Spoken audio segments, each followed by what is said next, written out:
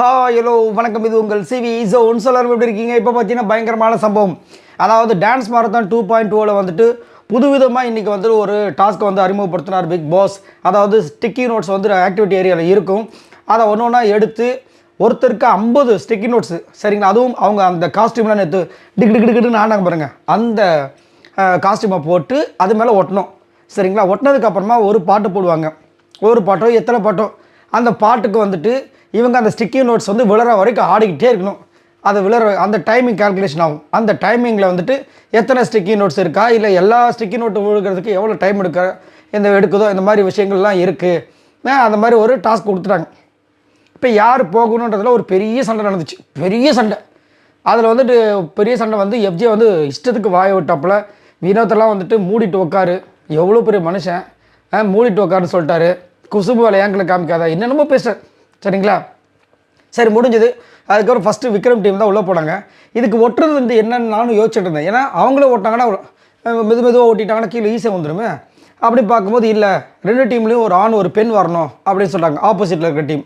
So அப்படின்னு பார்க்கும்போது கமருதீனும் சாண்ட்ராவும் வந்துட்டு விஜய் பார்வதி டீம்லேருந்து வந்தாங்க, ஆதரியும் வந்தாங்க. சாரி, கமருதீனும் ஆதரியும். அமித் டீம்லேருந்து பார்த்தீங்கன்னா சாண்ட்ராவும் நம்ம கானாவினத்தும் வந்தாங்க. அங்கே வந்துட்டு எல்லோரும் ஒட்ட ஆரம்பித்தாங்க. நம்ம விக்ரமுக்குலாம் வந்து சுத்தமாக ஒட்டவே இல்லை அந்த ட்ரெஸ்ஸில்.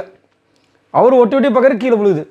ஆனால் இவங்களோட ட்ரெஸ்ஸில் வந்து நல்லா ஒட்டிக்கிச்சு. யார் நம்ம அரோரா ட்ரெஸ்ஸில் நல்லா ஒட்டிக்கிச்சு. மற்றவங்களாம் வந்து ஓரளவுக்கு ஒட்டிச்சு. சாண்டெல்லாம் சூப்பராக வந்து இது பண்ணாங்க. அதுக்கப்புறம் கமருதெல்லாம் ஒட்டிகிட்டே இருக்கும்போது பிக் பாஸ் பார்த்துட்டே இருக்கார். ஏன்னா கீழே விழுந்துகிட்டே இருக்குது. கொஞ்சம் தான் ஒட்ட முடிஞ்சுது விக்ரமுக்கு.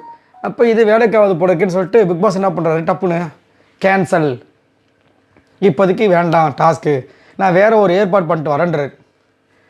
அப்புறமா எல்லாருமே காண்டாகும். ஏன்னா ரொம்ப கஷ்டப்பட்டு ரொம்ப நேரமாக சண்டை போட்டு அதுக்கப்புறம் ஒட்டி கடைசியில் வந்து முடிகிற நேரத்தில் வந்து போதும் வினோத் விட்டுருங்கன்னாரு பிக் பாஸ். அப்படின் போது நான் வேறு பிளான் பண்ணுறேன்னு எல்லாம் டென்ஷன் ஆகிட்டாங்க. அதுக்கப்புறம் அரோரா வந்து ஆடுவாங்க. சரி, நான் ஆடிட்டாவது போயிடுறேன் இருங்கன்னு சொல்லிட்டு. அப்போ கொஞ்சம் ஒரு சில இதில் விழுதுச்சு. சுபிக்ஷாவும் கொஞ்சம் விளாண்டாங்க, ஆனால் டான்ஸ் பண்ணாங்க. ஆனால் அரோராவோட இந்த லேயர், அந்த சின்ன பாவாடமாக இருக்கு பாருங்கள், அதில் ஒட்டினது எதுவுமே விழல. அப்போ பிக் பாஸ் அங்கேருந்து கலாய்க்கிறாரு, அரோரா அடடா நீங்களே இப்படி காமிச்சு கொடுத்துட்டீங்க உங்கள் ஆப்போசிட் டீமுக்கு, எங்கே ஒட்டினா அதை வந்து விழாதுன்ட்டு அச்சச்சோ அப்படின்ற மாதிரி வந்துட்டு ஒரு விஷயத்தை பண்ணி அதுக்கப்புறமா எல்லாருமே உள்ளே போகிறாங்க. எல்லோரும் ஷாக் ஆகிறாங்க, என்ன எல்லாருமே வந்துட்டீங்க அப்படின்னு. டாஸ்க்கே கேன்சல் பண்ணாங்க. நம்மளுக்கு என்ன ஒரு வருத்தம்னா, காலையிலேருந்து ஏதாவது ஒரு டாஸ்க் வரும், நம்மளும் வெயிட் பண்ணிட்டு இருந்தோம். 2 ப்ரொமோலையும் டாஸ்க்கை பற்றின எதுவுமே இல்லை. நம்ம அப்படியே தூங்கி ஐயோ அப்பா ஏதாவது ஒன்று போடுங்கிறா சாமி அப்படின்ற மாதிரி உட்காந்துட்ருக்கோம். அந்த நேரத்தில் இப்போ தான் டாஸ்க் வந்துச்சு. சரி, இதுக்கப்புறம் ஃபன்னாக இருக்குன்னு பார்த்தா பன்னு மாதிரி நசுங்கி போச்சு. சரி, ஓகே, பார்ப்போம் இதுக்கப்புறம் என்ன பிளான் பண்ணுறாங்கன்னு. இதை பற்றி உங்களுடைய கருத்துக்களை சொல்லுங்கள், மறக்காமல் கமெண்ட்ஸ் பண்ணுங்கள். பாய் நண்பர்.